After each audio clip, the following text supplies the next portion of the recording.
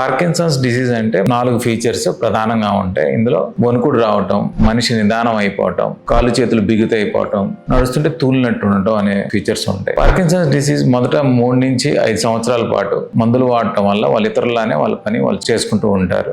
జబ్బు ముదిరిన తర్వాత అంటే స్టేజ్ 3, స్టేజ్ 4 లో వచ్చాక మందులు సరిగ్గా పని చేయకపోవటం, నడుస్తుంటే తూలినట్టు ఉండటం, ఇదివరకు 4 గంటలు పనిచేసే టాబ్లెట్స్ ఇప్పుడు కేవలం 2 గంటలు పనిచేయటం, సడన్ గా నడిచిన మనిషి బిగుసుకుపోవటం, స్టాచ్యూలాగా నిలబడిపోవటం, పొద్దున్నే లేచినప్పుడు కాళ్ళు చేతులు కొంగరలు పోవటం, బెడ్ నుంచి లేవలేకపోవటం, ప్రతి పనికి వాళ్ళు పక్కన ఉన్న మీద అసిస్టెన్స్ అనేది అవసరం అవుతా ఉంటది. టాబ్లెట్ వేసుకున్నప్పుడు కూడా కదలికల మీద వాళ్ళ పట్టుత్వం అనేది అంతగా ఉండదు. వాళ్ళ ప్రమేయం లేకుండానే డాన్స్ లాగా రావడం అనేది జరుగుతూ ఉంటది. సో దీన్నే మనం అడ్వాన్స్డ్ పార్కిన్సన్స్ డిసీజ్ అంటాము. ఇటువంటి వాళ్ళకి స్పెషల్ థెరపీస్ అనే అవసరం అవుతాయి. ప్రస్తుతం మన ఇండియాలో 2 థెరపీస్ ఉన్నాయి. ఒకటి deep brain stimulation surgery, brain లో లీడ్స్ పెట్టి ఒక బ్యాటరీ ద్వారా మెదడులో ఉన్న తరంగాన్ని కంట్రోల్ చేసి ఇదివరకు లాగానే వాళ్ళ పని వాళ్ళు చేసుకునేటట్టు చేయటం. రెండోది డోపమిన్ ఇంజెక్షన్స్, కంటిన్యూస్ గా డోపమిన్ ఇంజెక్ట్ చేయడం ద్వారా ఈ ఫ్లక్చువేషన్స్ అనేవి మనం తగ్గించుకోవచ్చు. అడ్వాన్స్డ్ పార్కిన్సన్స్ డిసీజ్ వాళ్ళకి కేవలం మెడికేషన్ ద్వారానే కాకుండా ఇప్పుడున్న స్పెషల్ థెరపీస్ ద్వారా వాళ్ళకున్న డిసెబిలిటీస్ ని